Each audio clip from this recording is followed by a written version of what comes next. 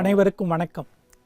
VIT Chennai வழங்கும் வாழ்வியல் வழிகாட்டி தொடரில் இன்று வெற்றிக்கு வழி.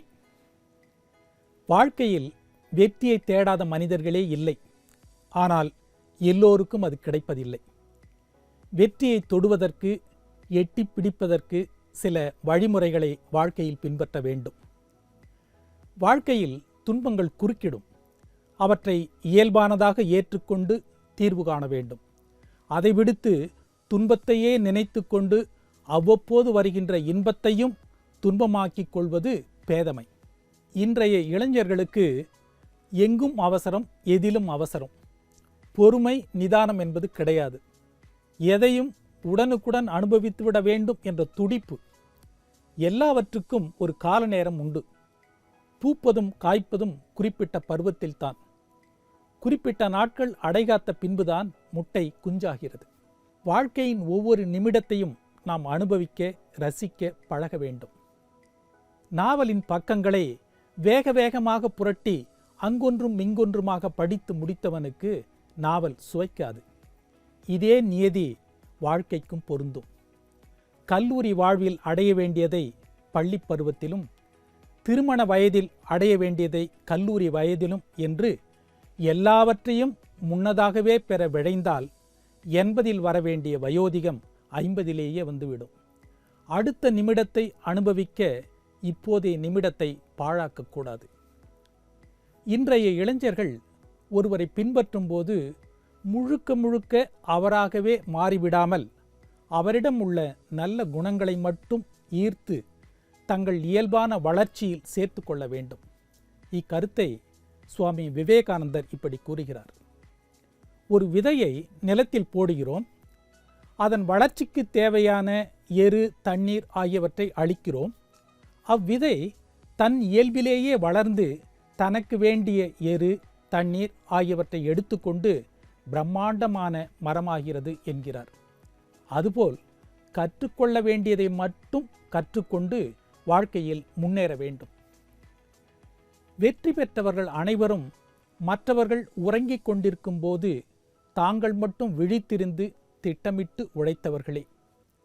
படிக்க வேண்டிய காலத்தில் வெறுமனே பொழுதை கழித்துவிட்டு தேர்வு நாட்களில் மட்டும் படிப்பதாலோ, விதை விதைக்கும் காலத்தில் வீட்டிலிருந்து விட்டு அறுவடை காலத்தில் மட்டும் வயலுக்கு போவதாலோ யாதொரு பயனும் இல்லை.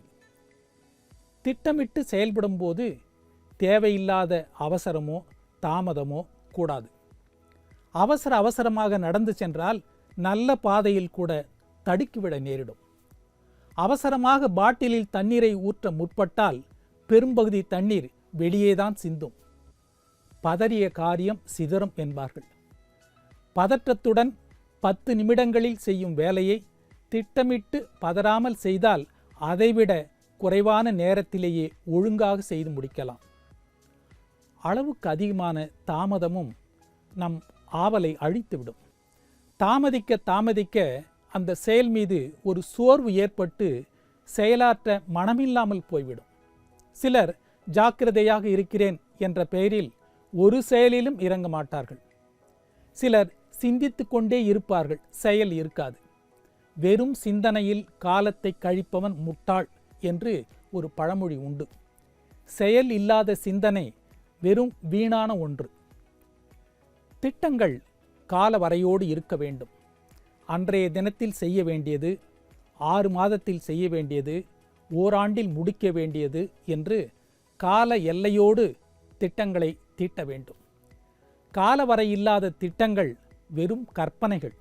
இதில் காலங்கள் மட்டுமே ஓடும், லட்சியங்கள் அங்கேயே நிற்கும்.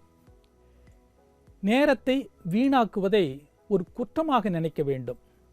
விடிந்தது எழுந்தோம், இருட்டியது படுத்தோம் என்று இருந்தால் ஒரு காலம் வளமாக வாழ முடியாது.